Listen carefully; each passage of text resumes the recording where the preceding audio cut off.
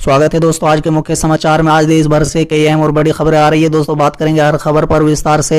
भाजपा नेता टी राजा के अकाउंट को फेसबुक ने किया प्रतिबंध, इंस्टाग्राम पर भी लगा बैन। जी हां दोस्तों, बात करेंगे इस पर विस्तार से। नोटबंदी के बहाने राहुल गांधी का पीएम मोदी पर हमला, कहा गलत फैसले से देश की अर्थव्यवस्था हुई बर्बाद। दोस्तों बात करेंगे इस पर भी विस्तार से। किसानों की खुदकुशी पर बोले ओवैसी, रात 9 बजे वाले राष्ट्रवादी नहीं करेंगे गरीबों पर शो। दोस्तों बात करेंगे इस पर भी विस्तार से। 500 ट्रेनें और 10,000 स्टेशन बंद करने जा रहा है रेलवे, नए टाइम टेबल में इनका नहीं होगा नामो निशान। दोस्तों बताएंगे आखिर क्या वजह है इसके पीछे। कंटेनमेंट जोन के छात्र नहीं दे पाएंगे परीक्षा, नई एसओपी जारी। दोस्तों बताएंगे क्या करना होगा। बिहार इलेक्शन 2020, महागठबंधन में सीट बंटवारे को लेकर फॉर्मूला तय। दोस्तों बताएंगे किसके कोटे से किसे मिलेगा टिकट। मांझी को एनडीए ज्वाइन करते ही हम में बगावत, नेता बोले हम गठबंधन में ही रहेंगे। तो चलिए दोस्तों देख लेते हैं आज की पहली बड़ी खबर।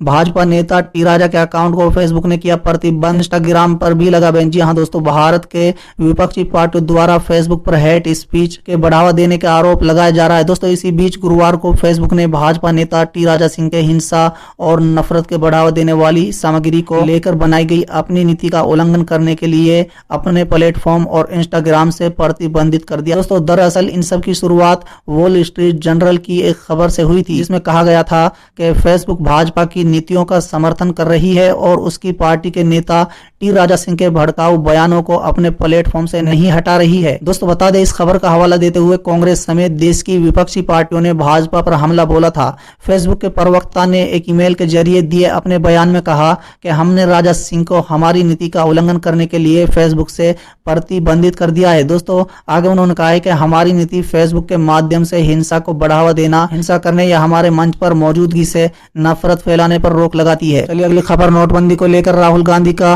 पीएम मोदी पर हमला, कहा गलत फैसले से देश की अर्थव्यवस्था हुई बर्बाद। जी हां दोस्तों, कांग्रेस के पूर्व अध्यक्ष राहुल गांधी ने एक बार फिर प्रधानमंत्री मोदी और केंद्र सरकार पर निशाना साधा है। दोस्तों राहुल गांधी ने इस बार नोटबंदी को लेकर प्रधानमंत्री मोदी पर हमला किया है। दोस्तों बता दें, लगातार गिरती अर्थव्यवस्था को लेकर राहुल गांधी ने आज अपनी वीडियो सीरीज का दूसरा हिस्सा जारी किया है। दोस्तों अपने इस वीडियो में उन्होंने केंद्र सरकार को नोटबंदी के मुद्दे पर घेरते हुए उसे गरीबों के खिलाफ लिया गया फैसला करार दिया है। दोस्तों राहुल ने कहा है कि नोटबंदी से केवल अमीरों को फायदा मिला है।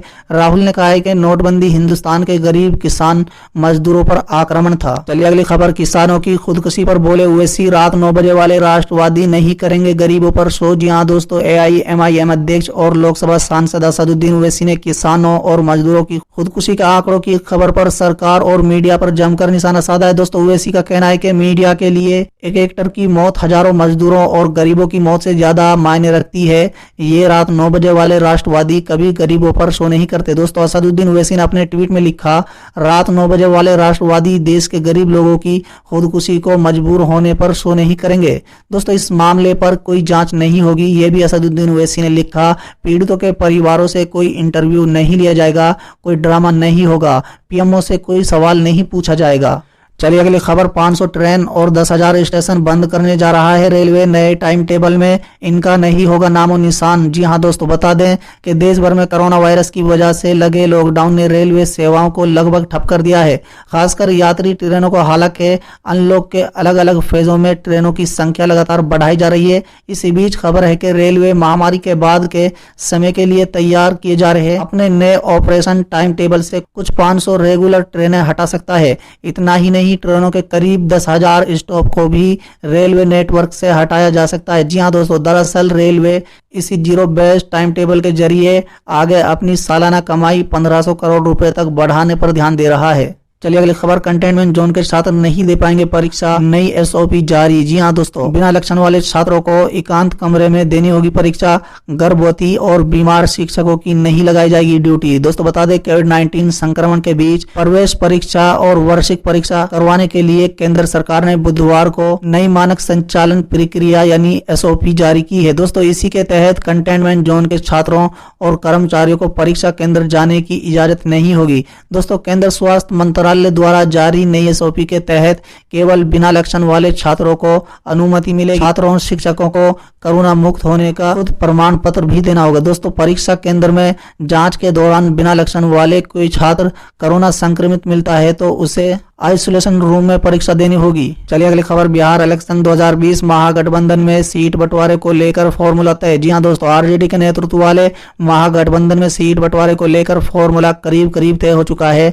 फॉर्मूला 2 सत्र है। दोस्तों बता दें, फॉर्मूले के तहत राजद अपने कोटे से वीआईपी व वाम दलों को सीटें देगा। दोस्तों, जबकि कांग्रेस कोटे में निर्धारित सीटों में ही रालेसपा के हिस्सेदारी होगी। दोस्तों बता दें, जानकारी के मुताबिक राजद कोटे से 3 समयवादी दल सीपीआई, सीपीआईएम, भाकपा को सीटें दी जा सकती हैं। 2 सीटें झारखंड मुक्ति मोर्चा और कुछ सीटें मुकेश सैनी नेतृत्व वाली वीआईपी दल को दी जाएगी। दोस्तों बता दें, आरजेडी ने अपने ही कोटे से बीएसपी और दूसरे छोटे छोटे दलों के लिए भी कुछ सीटें रखी हैं, जिन्हें रणनीति के तहत महागठबंधन का हिस्सा बनाया जा सकता है।